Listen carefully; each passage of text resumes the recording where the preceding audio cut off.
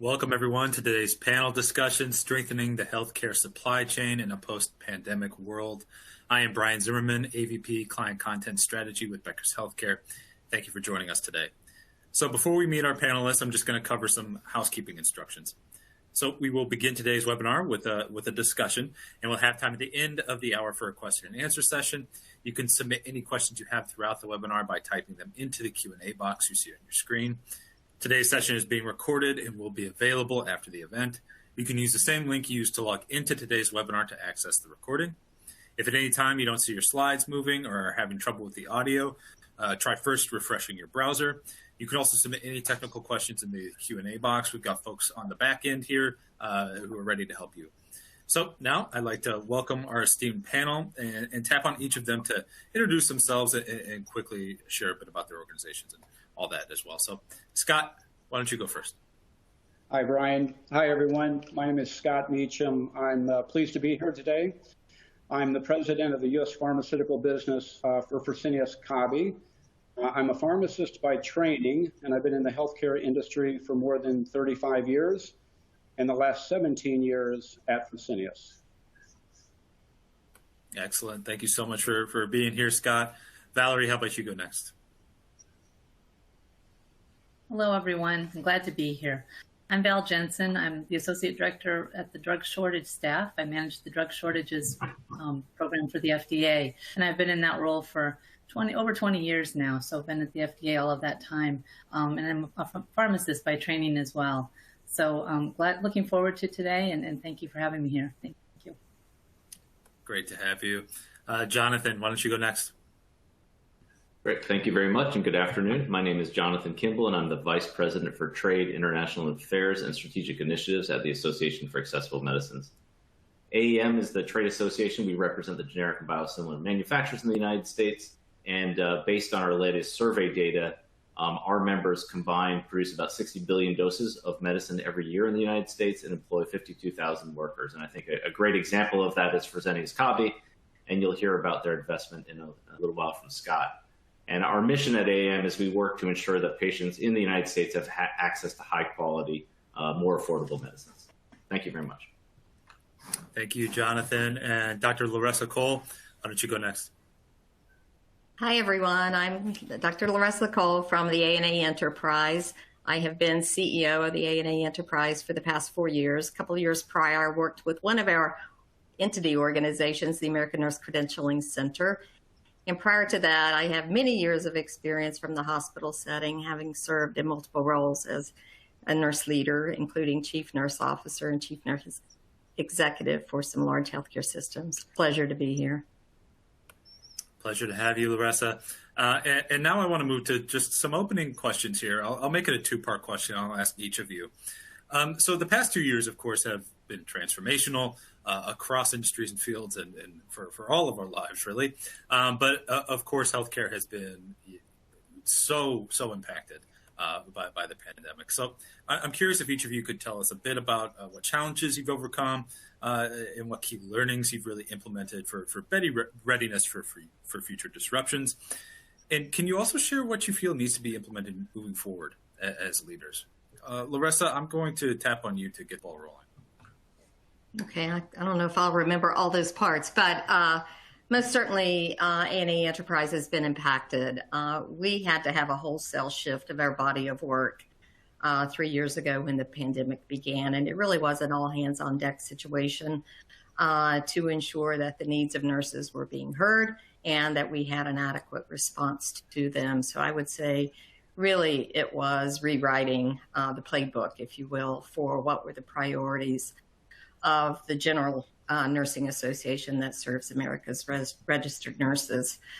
There are so many lessons learned. I think that my talk will hit specifically on the primary lessons that I would want to share with this audience related to lessons learned.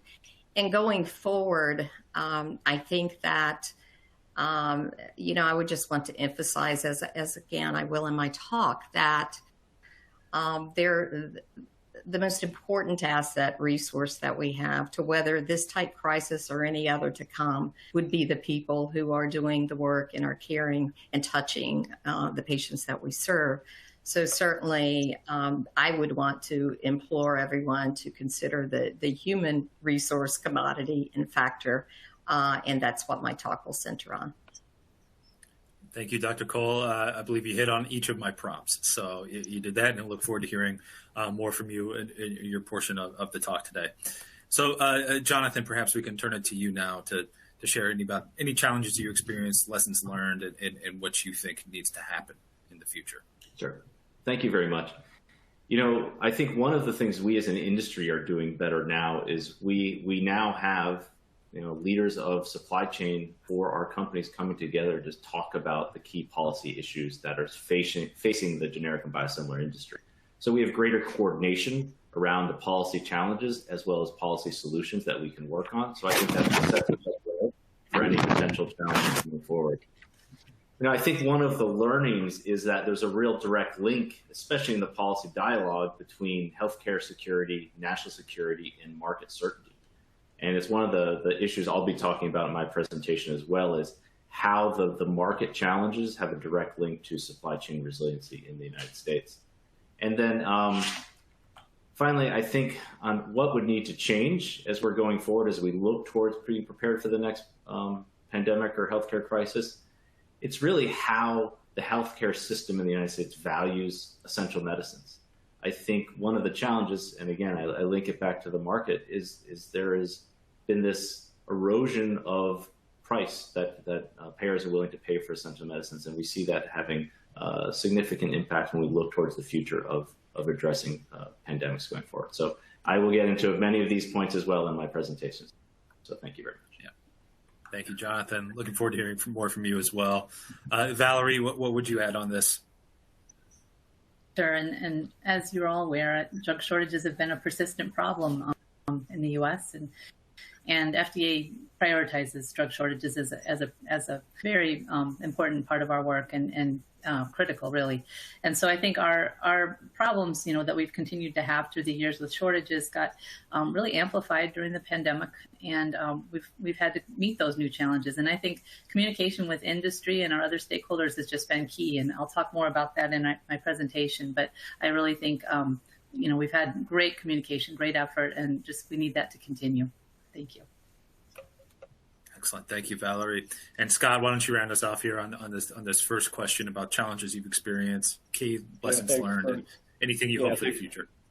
Thanks, Brian. I'll do that. And similar to the other panelists, I'll cover it in more detail during my presentation. But I think what we were faced with early up in the pandemic was just the ambiguity of it all, including how to keep our workforce, particularly our skilled workforce, safe, those that needed to go to our manufacturing facilities, our distribution facilities, to produce and distribute the essential medicines that Jonathan referred to.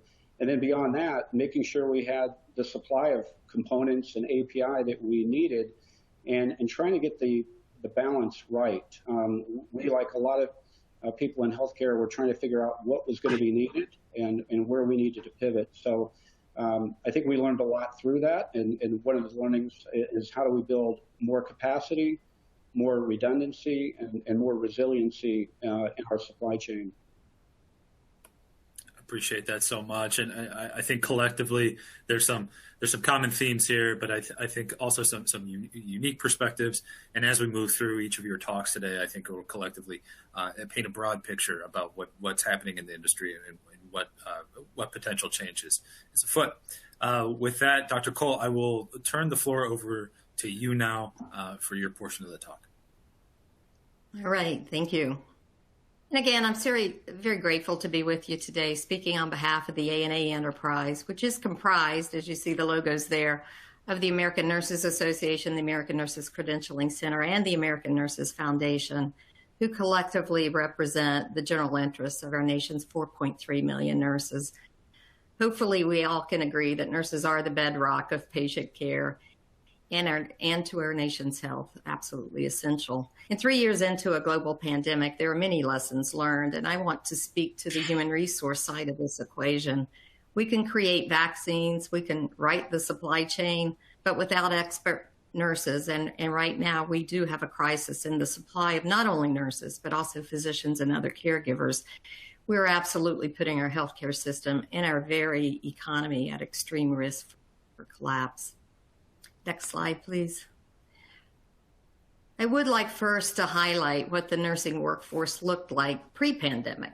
As this audience knows, nurses make up the largest segment of the healthcare workforce, and 1 in every 100 Americans is a registered nurse, so everyone knows a nurse or several. And despite numbering 4.3 million currently, even pre-pandemic, a shortage was being experienced in certain critical settings, including not only our acute care hospitals, but in extended care settings, home care, schools, academic settings. I could go on. And this problem has been exponentially exacerbated by this unforeseen and prolonged pandemic. Prior to the pandemic, nurses were already struggling in clinical settings to provide quality care. The work of nursing is not easy, as societal issues and division becomes increasingly more pronounced. Nurses and other caregivers are increasingly caught up in the middle.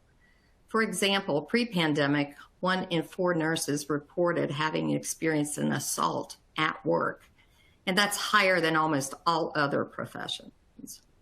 And nurses have historically had a tendency to put others first, everyone else, but not care for themselves. And this phenomena and the unsatisfactory workload and work scheduling of nurses has resulted in nurses being less healthy than the average American. But ironically, they're actually in the best position to be proponents for health and role models, since we are the most trusted profession, according to the National Gallup poll year after year and for decades. Next slide, please. So we weren't in good shape before, but then came COVID. And it certainly has been a very dark time for our nation and our world, with more than 1 million lives lost in just the US alone. And this includes an unnecessary number of nurses and other healthcare providers. ANA attempted to collect and is still trying to collect and estimate the number of nurses who died of COVID infection. And our very conservative number at last count was 532. We simply can't get our hands around that data, but we certainly know that the number is much higher. And many, many more have fallen ill, often because of inadequate personal protective equipment as well as access to the vaccine. Recent World Health Organization, WHO, estimates are that worldwide about 115,500 healthcare workers have died because of COVID. But they also acknowledge that it's a very conservative figure because of their inability to collect this essential information.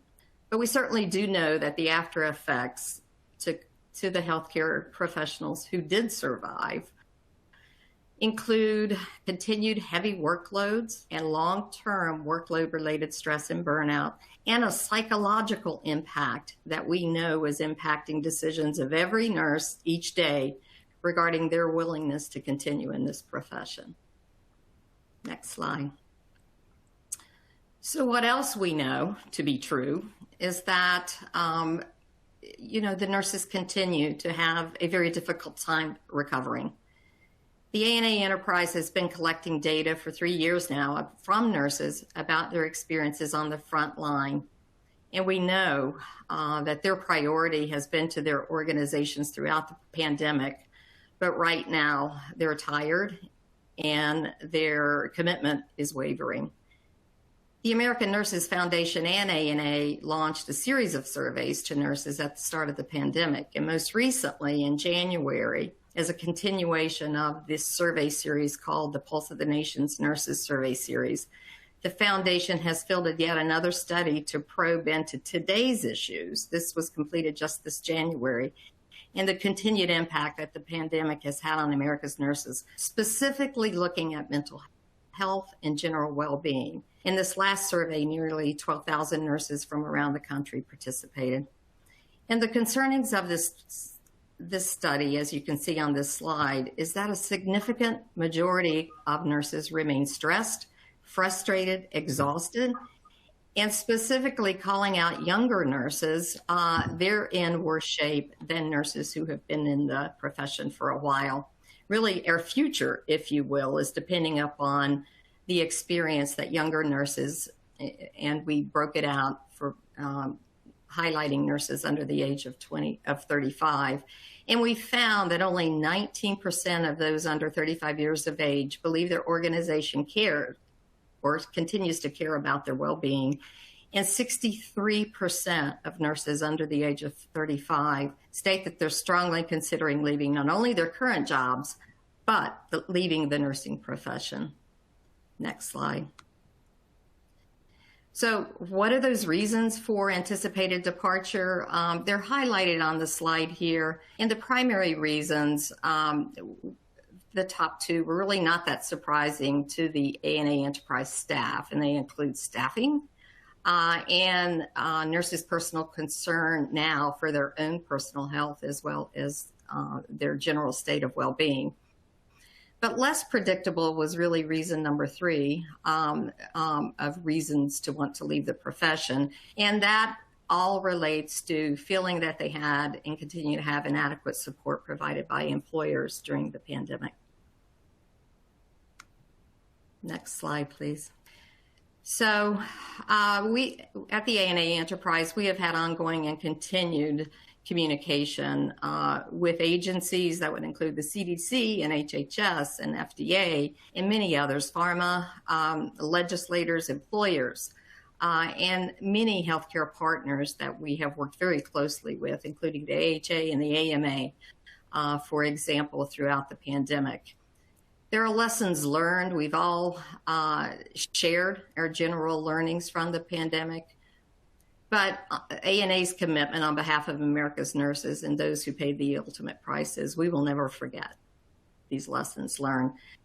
So through advocacy efforts to build and maintain strategic national stockpile and supporting nurses, as well as advocating for the PPE, Protecting Providers Everywhere in America Act, ANA remains strongly committed in our advocacy work to raise awareness of what should have gone differently, must be different as we move forward into the future with all of the work that we're doing for advocacy in the space.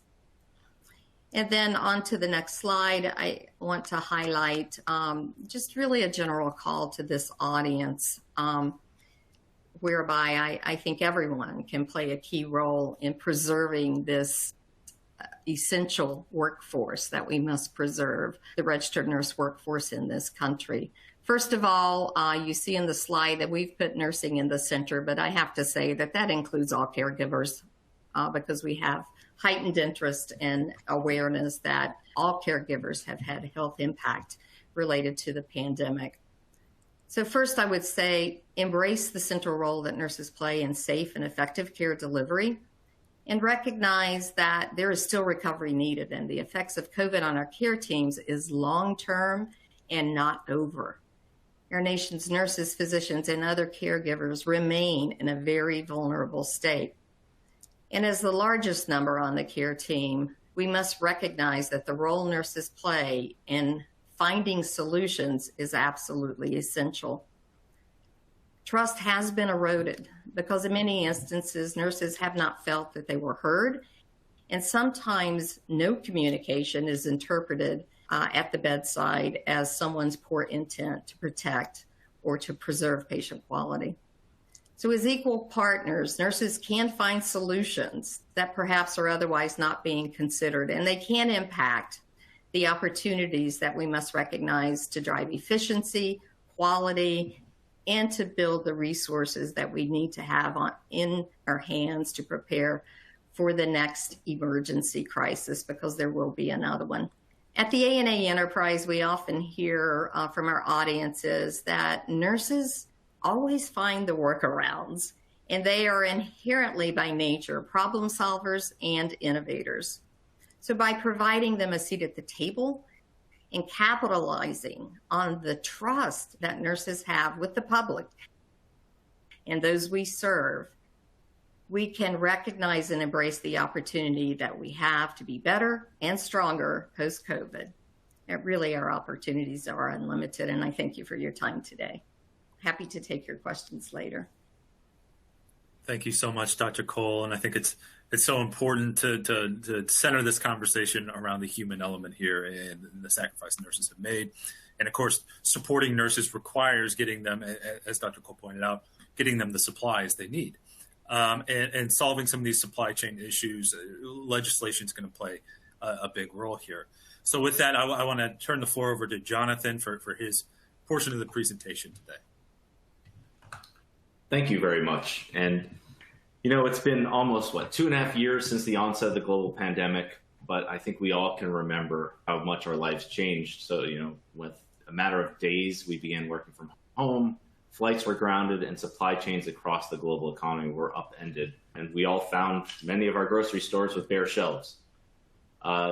Governments responded to this in a number of ways. Some of them implemented export controls and increased their calls for local investment to respond to concerns that the global supply chain for critical goods was vulnerable to disruption. We saw this especially in the pharmaceutical market. Policymakers and pundits were quick to say that the sky was falling and predicted massive shortages for key medicines, and this didn't happen. And so what I'd like to do is maybe explain a little bit about why that didn't happen before getting into some of the broader policy questions as well. So despite strains on the healthcare system and transportation challenges, the majority of American patients were able to access the generic and biosimilar medicines they needed when they needed them. In other words, the supply chain, which accounts for 92% of the pharmaceutical prescriptions, are filled by generic and biosimilar medicines, and that's only at 16% of the total cost. So that supply chain proved incredibly resilient during the early stages and throughout the pandemic. And this has not been an accident. I think what policymakers and pundits hadn't realized is that the generic industry had strong contingency plans in place for supply challenges.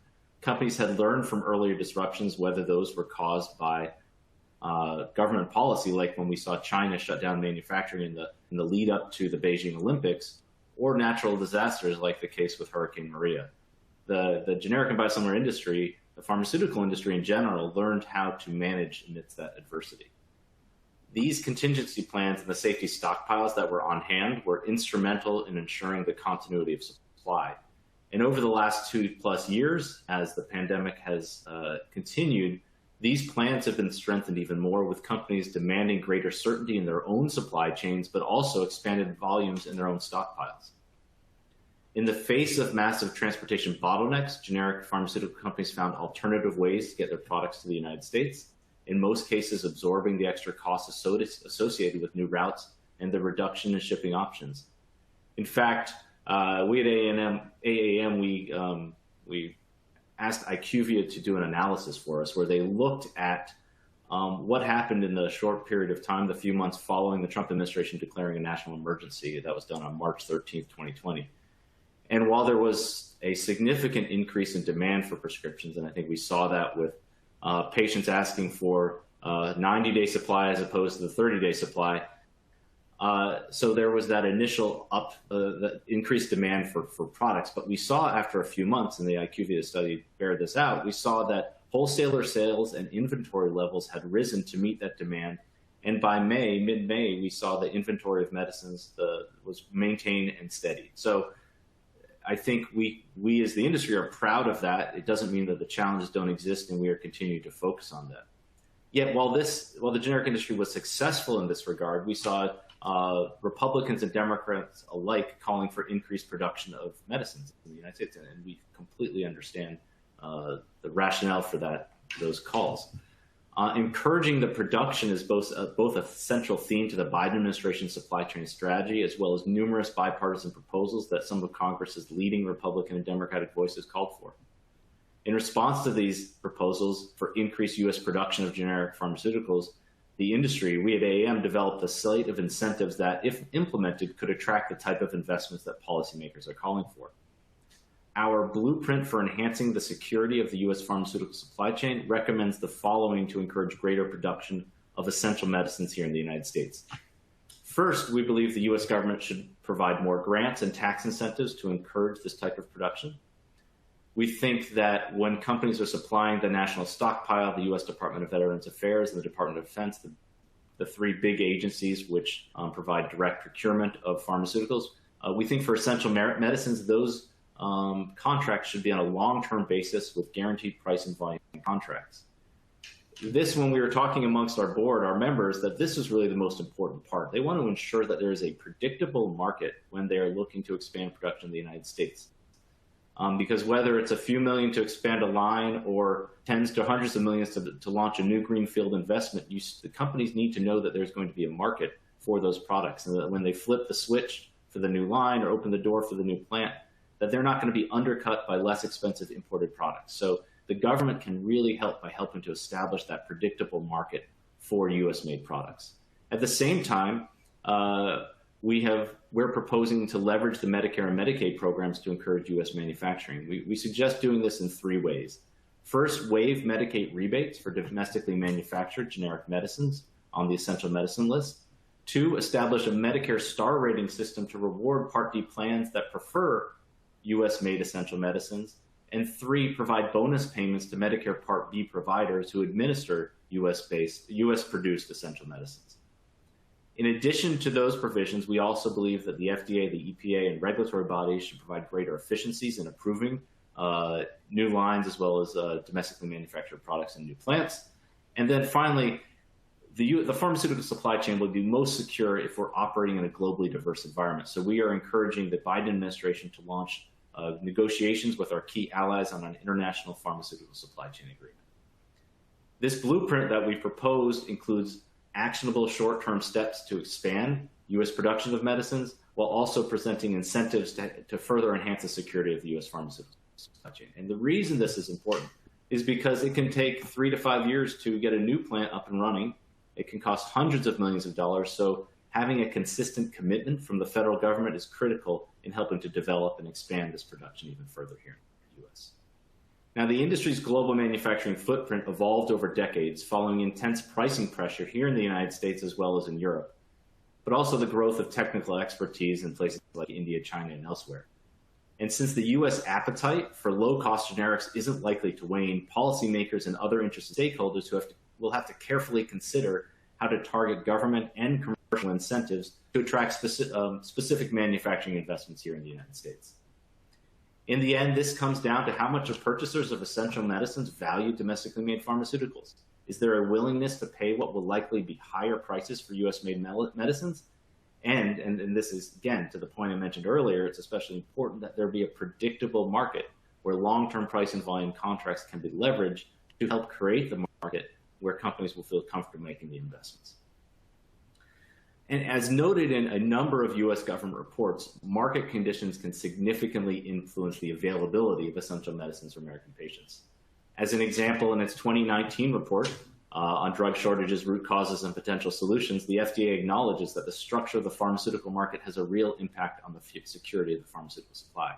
And I'd like to quote this specifically, this report. It says, when market conditions limit manufacturers' profitability, they reduce a firm's motivation to maintain a presence in or enter the market for older prescription drugs and to invest in manufacturing quality and redundant capacity. Manufacturers of older generic drugs in particular face intense price competition, uncertain revenue streams, and high investment requirements, all of which limit potential returns. Current contracting practices contribute to and then the FDA quotes this, it's a race to the bottom in pricing. So what's it, but when we have the policy conversations around healthcare, they tend not to focus on this larger issue, but they tend to really focus on price of medicine. This is despite clear indicators that the acquisition cost for the patient and the net price realized by manufacturers are widely disparate. This has been especially challenging for the industry when you factor in inflation. Unlike almost any other industry in which, in almost all cases, the generic and biosimilar industries had to absorb higher transportation and other input costs with limited ability to pass this down to purchasers. Based on a survey that we did of our own member companies last November, and this was prior to the war in Ukraine that saw fuel prices increase so dramatically, air cargo costs increased by 227% compared to pre-pandemic levels, and ocean cargo costs were up 193%. In addition, a 2021 survey by the India Pharmaceutical Alliance found that compared to pre-pandemic levels, prices for active pharmaceutical ingredients and excipients were up 53% and 38% respectively. With prices already exceptionally low in the United States, absorbing these inflationary costs make it even harder to expand production in higher price markets like the U.S. The U.S. can't become self-sufficient in pharmaceutical production, and it shouldn't try. Efforts to promote domestic manufacturing should be coupled with partnerships with our close allies to solidify the global pharmaceutical supply chain. The Biden administration understands this, highlighting the importance of working with our allies in its national strategy for a resilient healthcare supply chain. That said, U.S. policymakers are not wrong to want greater domestic manufacturing of essential medicines. The resiliency of the generic and biosimilars industry supply chains, however, highlights the importance of ensuring that policy solutions build upon rather than reject the global supply chain that has so effectively served American patients during one of the most challenging periods in our modern history. Thank you very much. Thank you, Jonathan. And to unpack some of the specific FDA implications here, I'll turn the floor over to Valerie. Thank you. And thanks, everyone, for being here today, and I'm glad to talk to you. Next slide, please. So I'll just give an overview of our drug shortage role at FDA and our roles and responsibilities. And I'll give you an overview of kind of our historical shortage landscape, our current challenges, and then some of our proposed solutions. I appreciated Jonathan alluding to some proposed solutions as well, and I'll add to those. Next slide, please. So our role, I manage the drug shortage staff at FDA. So we're a small staff of 15 people currently, but we're a large organization as far as all of the people within FDA that work on shortages.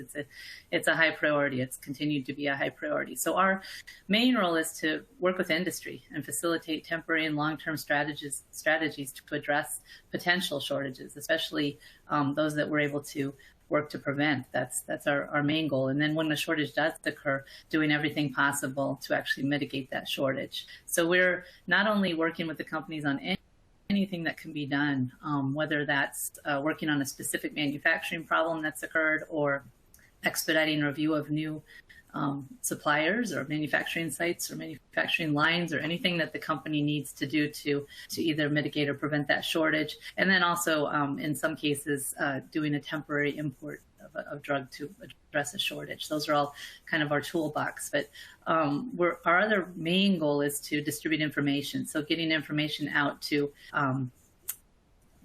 hospitals and professional organizations. And we do mainly, our main communication is through our FDA website, which is updated daily with new information about supply specific shortages as well as discontinuations and anything that, we want to make sure that people are updated on what's happening with a particular shortage.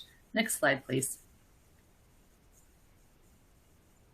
So we're kind of a coordinator role. We're working not only with the manufacturers, with other agencies, U.S. agencies such as DEA for quota-related issues, and international authorities, especially when we're looking at a temporary importation to address a shortage. And then, of course, the key players are our patients and our pharmacists, providers, nurses, physicians, those that need to know about a particular shortage. Next slide, please. So our requirement for industry for notifications is that companies need to let us know if there's going to be a supply disruption, a potential supply disruption or an actual. And that's been in place since 2012. That's really helped us to do our work, to actually work with industry and do everything possible early on. And so that's really, our key is having that communication early on with industry. Next slide, please.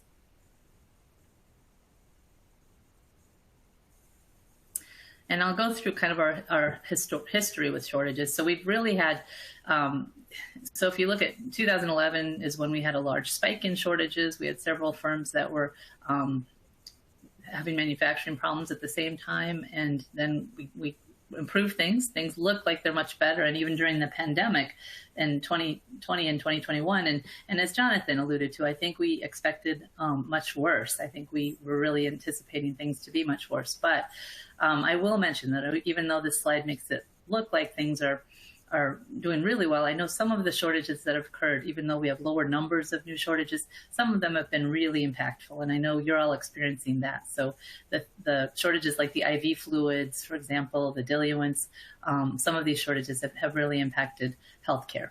Next slide, please. Our prevented shortages, that's a real success story. So and this has really been through working with industry. I think industry, especially in the last 2 years, and you can see the increases in prevented shortages, just hugely increased communication. And so early on in the pandemic, even in January of 2020, we were starting to reach out to all of our industry contacts and letting them know early on that anything in their supply chain, we asked them to review their suppliers, their components, anything that could potentially have an impact as the pandemic progressed, and to let us know early on so that we could work with them to either qualify a new supplier or qualify a new site or anything that they needed to help mitigate or prevent a shortage. And that really was a huge success. Next slide, please. The ongoing shortages, that's really our big challenge. It's one we're really paying attention to. These are the persistent shortages. So the ones that persist for years sometimes. And so some of these you're aware of, some of the canes, the lidocaine, those types of products are persistent shortages. Some of the total parenteral nutrition component shortages. A lot of times these shortages are due to capacity issues. So needing additional capacity for some of these products and so that all products can be made that are needed and increase supply of those products. But those are ones we're really paying attention to. And of course, any company that wants to increase and needs another line, another facility to add capacity, they'll expedite that for shortage. Next slide, please. So Jonathan mentioned as well our 2019 report. So this was our report requested by Congress, and it was done to look at kind of the root causes of shortages as well as enduring solutions for shortages. And one of the findings in that report were that going back to 2013, that quality issues were a main cause of shortages. And kind of a smaller cause at that time, or looking at that period in time, was increase in demand, 12% of shortages. Next slide, please. And going to today, so what we're seeing during the pandemic is, of course, increased demand for multiple drugs, the IV fluids, the narcotics, things that were needed, especially for hospitalized patients that had increased demand. So that's been a new challenge. And then as well, the competition on lines. So, there's been large increase in vaccine manufacturing and diluent manufacturing for the vaccine, as well as other related products. And some of those are made on the same lines as other drugs. So there's been competition on manufacturing lines. That's been a challenge. And as well, there's been competition for commodities. So some of the things that are absolutely needed in manufacturing, such as manufacturing filters and glass stoppers and even bags. So that's been a challenge as well. But again, working closely with industry when these issues occur, and we're helping them to increase their supplies of these products and increase capacity whenever possible. And one other new challenge is the geographical shortage impact. So we had the recent example of the IV contrast, which has gone into shortage. It's improving, but that's been a shortage due to some of the lockdowns in China. Next slide, please. So again, our current shortages, when we look at our current, when we looked at 2021, for example, 55% of shortages were attributed to manufacturing delays in quality, but we do have a larger number of shortages due to increased demand than in previous years. So that's and this is really consistent with what we saw in 2020 as well. Next slide, please. So going back to that 2019 report, one of the other root causes for shortages that was found by those authoring the report, and this report was mainly done by our economics staff in FDA, that the market doesn't recognize and reward mature quality management. That was one of the findings. And so the recommendation there from the report was to create a rating system to incentivize manufacturers to invest in quality management maturity. Next slide, please. So this is an effort that our Office of Pharmaceutical Quality is engaging in, and so it's under development. There will be more to come on that, but it's one proposed solution for trying to incentivize quality in manufacturing and trying to prevent shortages through increased focus on the quality management maturity. Next slide, please. So some of the other key factors that we see, I think especially in drug shortage, we see our communication as key. So we really value all of the communication with industry. We think that's really helped keep things not as bad as they could have been with the pandemic. And I think we absolutely want that to continue, that very close communication and interaction on what's happening with any particular supply. And even if there's something that companies see early on and let us know about it, it's always helpful and appreciated. We put out a guidance to industry in April of 2020, and not only were requesting of companies to notify us of potential supply disruptions, but also notifications of increased demand. So that's not required per the regulations, but it's something that's really helpful to us. So we're seeing that happen. And then risk management planning is another key area. So there was the recent CARES Act that requires risk management plans by industry. And then also the CARES Act requires notifications of API supply disruptions. So the FDA did issue guidance for industry for RMPs and what should be included in those. And then we really appreciate the ongoing collaboration. We think that that's going to be key going forward, and we want that to continue. Next slide, please. So thank you, everyone, and we want to continue to work together to do all we can to mitigate and prevent shortages for patients. And I will stop there, and I'll be glad to answer any questions that you all have. Thank you so much, Valerie. And rounding out our talks this afternoon, I'll turn it over to Scott now. Hello again, everyone. And Val, you're right. No one can do this alone. And hopefully today's panel discussion in some small way is another example of collaboration to help find solutions to the challenges we all continue to face and are discussing here today. So for that, I want to say thanks to you, Loressa, and to Jonathan. Can you go back a slide? So at Fresenius Kabi, when we say strengthening the U.S. supply chain of care, we mean not just making and distributing life-saving medicines from one place to another, but also recognizing there's always a human component every step of the way, especially at the end of the process when a patient is receiving care. I'm going to spend the next few minutes providing you with a little bit of information about who we are as a company, the steps we took during the pandemic to help providers and patients, and how our approach to sustainable supply preceded the pandemic, while giving you a snapshot of where our investments in our capabilities stand today. As a company, everything we do has one ultimate purpose: to put life-saving medicines and technologies in the hands of people who care for patients and to find answers to the challenges they face. We call this caring for life. And this is what connects us to our customers and drives us to seek those solutions that are best for patients and their caregivers.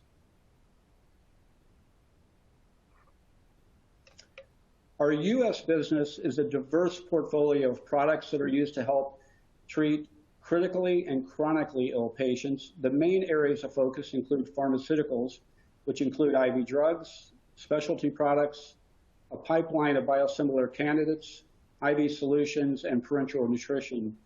We also have a med tech offering, which comprises infusion pumps and blood transfusion technologies.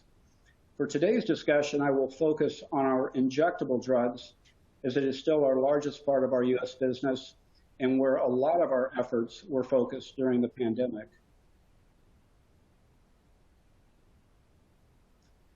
We believe that generic IV drugs, sterile injectable medicines, represent one of the greatest values in the U.S. healthcare system. When you consider the average price of a vial, something Jonathan talked about, of one of our products, and the steps required to produce and release them, as seen on this graphic, you get an appreciation for the development and production teams in our industry and the work they do. I mention this because it's a complex process and one when you are producing on a large scale like we do, the ability to adapt to customer and market needs is a significant effort. We believe we did that pretty well during the pandemic, but we also know we weren't able to solve every challenge or request during that time, but did anybody for that matter.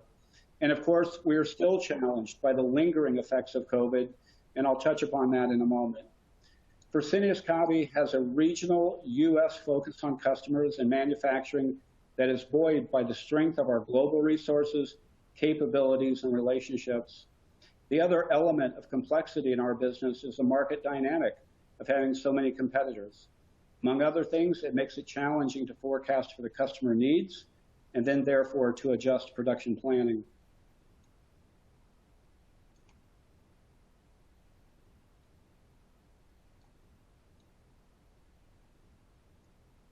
Let me talk about something we did specifically during the pandemic. And we increased Diprivan, propofol, a generic name, the production significantly, and we received an emergency use authorization from the FDA with the Office of Drug Shortages help for the European version of that product, which we prioritized out of Europe.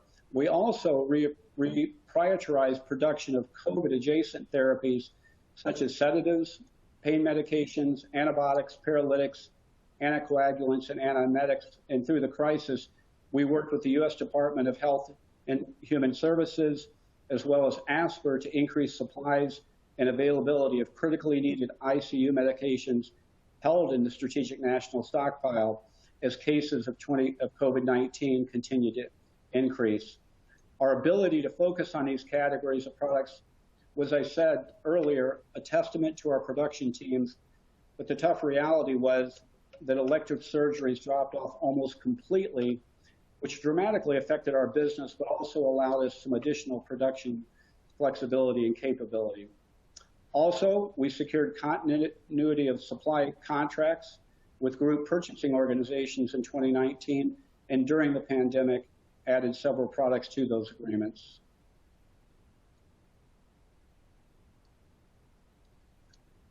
As I alluded earlier, in anticipation of the needs of our customers and the dynamics of the U.S. market, we made the decision more than 5 years ago to invest even more in U.S. manufacturing and distribution. During this time, we invested over $800 million in the expansion of our 3 U.S. pharmaceutical manufacturing sites. Historically, we've delivered more than 450 million units of injectable medicines each year in the United States, and our continued investments will allow us to double production capacity in the U.S. over the next 5 years. And we are building redundancy to enable us to be more agile in reacting to future market and public health needs. Where is that investment today, and what does it look like?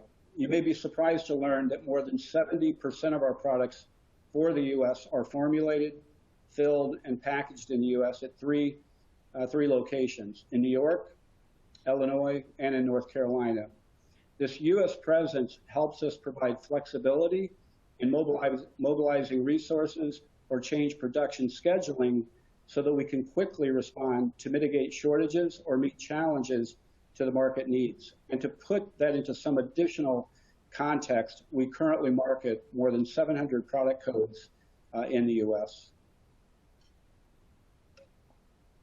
We've also expanded our distribution capabilities to bring our products closer to our customers and ensure speed and distribution through 3 distribution warehouse locations in Wisconsin, South Carolina, and Nevada.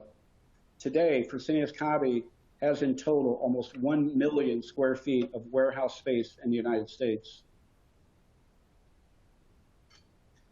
So what do these investments mean for our ability to serve our customer in the future, both during normal times and the next time there is a public health crisis or industry issue? We believe it will result in high quality, more reliable supply of medications patients need and less vulnerability due to increased supply demands and other disruptions. In short, doing more to strengthen the supply chain of care. Thank you for your attention. Thank you, Scott, and thank you to all our presenters today. We will now move to the audience Q&A portion of today's webinar. As a reminder, you can put any questions you have into that Q&A chat box that you see on your screen there. So let's get started. The first question we'll take, Loressa, it's addressed to you. The question asker says, you discussed the profound toll that the pandemic had on nurses, including many leaving the workforce. What does it say about the U.S. healthcare system and or care providers that their staff, nurses, didn't feel they were being cared for? Well, I think simply it says that we did not put the attention and emphasis and priority to caring for the caregivers, nurses, and others during the pandemic that we should have. I am very optimistic about the future of nursing. Certainly, first and foremost, applications into nursing schools have not declined. So in many ways, nurses were perceived as heroes through the pandemic, and that has, I think, even increased the calling, if you will, of individuals who would like to be part of this noble profession. So the good news is I think the pipeline will be sustained. We still need to work on the capacity of our nursing schools so that we can increase the pipeline.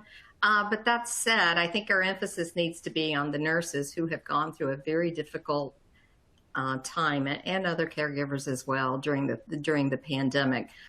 One of the things that ANA is working on relates to stigma of caregivers not feeling comfortable admitting that they're having psychological impact and seeking appropriate care for those difficulties. And in many instances, their concerns are very genuine in that it's not only about the perception that others might have of them, but it's also about some retaliatory or negative impact that might occur because they sought that care. So we're working really across the country with several different groups to make sure that nurses have access for psychological care, but as well, there will be no negative outcome because they sought that same care. I would also say that a large body of work at the ANA enterprise right now is to fund several initiatives that are going on around the country. There are 10 grants that have been given that equate to several millions of dollars. And really that focuses on how do we generate more practice-ready graduates? And once those individuals are in practice, how do we find new and different approaches to care, new care delivery models, if you will, whereby nurses can have reduced workload. And certainly technology is an important component of that. So several of the grants awarded do relate to technology that may reduce that burden.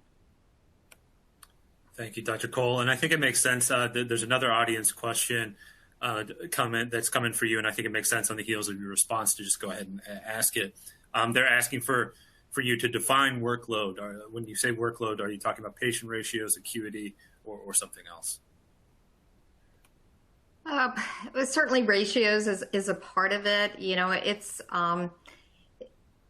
is difficult to define safe staffing, but that is really what I'm talking about, and it's not a one-size-fits-all. But I think, again, it really resonates for leaders in all things for a nurse's practice to be attentive to what are the needs of those nurses and what care are nurses perceiving is being negatively impacted that they cannot deliver because they do not have the resource needed.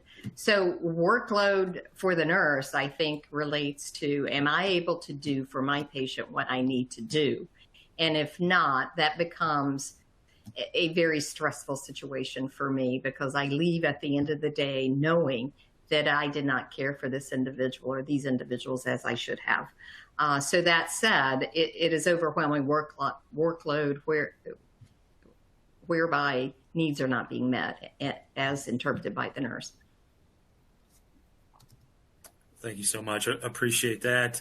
We'll jump now to another question. I believe Valerie, we can pose this one to you. The FDA's, the question asker asked, the FDA's Center for Drug Evaluation and Research recently released a white paper regarding a new rating system for manufacturing sites. Why was this an important step in addressing drug shortages? Yeah, I'll answer that. So I think, so that's our Office of Pharmaceutical Quality in CDER. And this is a system that is really derived from that 2019 report where we're looking at causes of shortages, and quality continues to be a large cause. So having kind of a rating system to incentivize quality is what's being developed. And so it's still in the development phase, but more to come on that. Thank you. Absolutely. Thank you so much. And this question is for Jonathan. The question asker asks, with the changes requested through Congress to address adding bonuses/perks for domestic diverse medication production, will there be any advocating for lower costs for individuals who are struggling to pay for medications, which is also a major need? This is a top priority for our industry, is ensuring that the incentive for developing new generic and biosimilar medicines continues to exist. I think one of our big concerns, for example, is with the new proposal around Build Back Better that's being debated in the Senate now. And we have real strong concerns that the Medicare pricing proposal has a consequence that was not intended, an unintended consequence that would limit the incentive or disincentivize investing in the development of new generic and biosimilar products. And as a result, you could keep branded products in the market, albeit at a reduced price, but those products then wouldn't benefit from the potential benefit from having competition in the market from generic and biosimilar. So there's a lot of discussions happening on how to keep prices low for American patients. I think when you see generic copays average $6, while a branded copay averages about $55, our industry saved about $388 billion for the U.S. healthcare system in 2021. And so we think the best way to keep American patients paying for affordable medicines is to promote that type of competition in the marketplace. Thank you, Jonathan. And thank you to our attendees as well. We've seen plenty of thoughtful questions come in. We maybe have time for one or two more. This one, I think, works as a follow-up to Val, perhaps.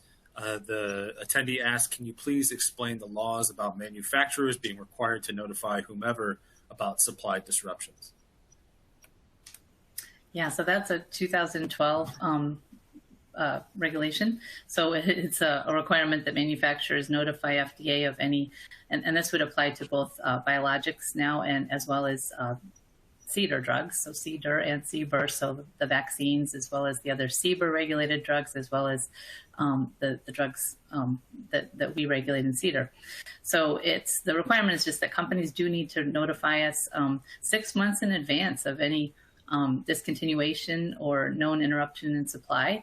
Or obviously there are things that happen, that companies that are unforeseen, and so things do happen, in the short term So in that case, companies need to notify us as soon as possible. So that's what really helps us, I think, knowing, when there's going to be a potential supply disruption, following that through and making sure that we can do everything we can to work with either other manufacturers or that manufacturer on their issues to prevent a shortage.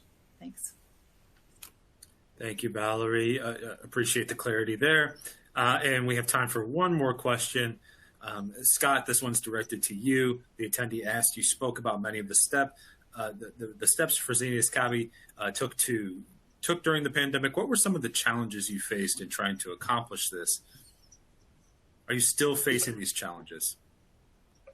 Thanks, Brian. Yeah, I would say we are still facing the challenges I talked about, mostly around skilled labor, but also components, API.